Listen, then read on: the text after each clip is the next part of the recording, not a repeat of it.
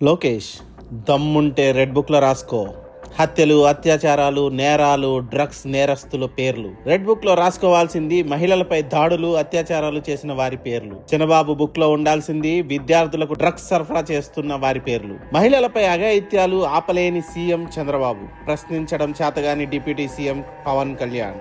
ఏపీని అత్యాచార ఆంధ్రప్రదేశ్ అని ఎందుకు అనకూడదని ప్రశ్నిస్తున్నారు బీసీవై పార్టీ అధినేత బోడె రామచంద్ర యాదవ్. నారా లోకేష్ నియోజకవర్గం మంగళగిరిలో 13 ఏళ్ల బాలికను 4 అత్యాచారం చేశారు. అలాంటోళ్ల పేర్లు కదా రెడ్ బుక్ లో రాయాల్సింది. వారం క్రితం ఇంటర్మీడియట్ చదువుకుంటున్న జంటను బెదిరించి అబ్బాయిని కొట్టి ఆ బాలికపై అత్యాచారం చేసిన ఘటన రాజమండ్రిలో జరిగింది. నంద్యాల జిల్లా ముచ్చుమరిలో బాలికపై అత్యాచారం చేసి హత్య చేసి పంప్ హౌస్ లో పడేస్తే వారం వరకు కేసే నమోదు చేయలేదు.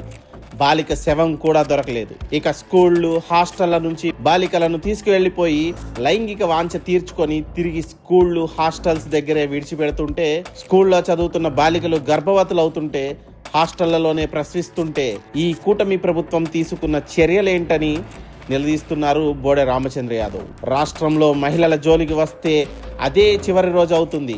ఈ డైలాగ్ ఎన్నిసార్లు వినిపించారో సీఎం చంద్రబాబు. ఏది ఆ మాటల్లో నిజాయితీ ఏది? మహిళల రక్షణ కోసమే రాజకీయాల్లోకి వచ్చానన్నారు పవన్ కళ్యాణ్. మహిళలపై అత్యాచారాల్లో ఏపీ 2వ స్థానంలో ఉంది. మరి ఏనాడు దానిపై స్పందించరేం పవన్ కళ్యాణ్ గారు? ఏపీలో రోజుకు 70 నుంచి 80 మంది మహిళలపై అఘాయిత్యాలు జరుగుతూనే ఉన్నాయి. అంటే గంటకు 3 మహిళలపై అత్యాచారాలు, హత్యలు జరుగుతున్నాయని ప్రభుత్వ గణాంకాలే చెబుతున్నాయి. రాష్ట్రానికి హోంమంత్రిగా మహిళ ఉండి కూడా ఈ ఘోరాలను ఆపలేకపోతే అది వంగలపూడి అనిత వైఫల్యం కాదా అని ప్రశ్నిస్తున్నారు బోడె రామచంద్ర యాదవ్. ఇక డ్రగ్స్ ట్రాఫికింగ్ లో రాష్ట్రంలోని 16 జిల్లాలు రైజింగ్ స్టేట్ లో ఉన్నాయి.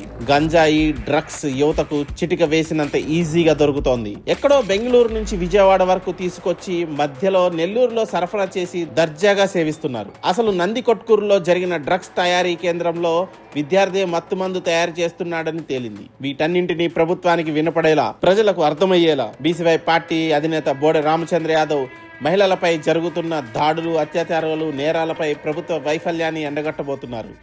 యువతకు, విద్యార్థులకు డ్రగ్స్ సరఫరాలో ప్రభుత్వ పాత్రపై కడిగి పారేయబోతున్నారు. ఇక బీసీవై సమరం మొదలైంది.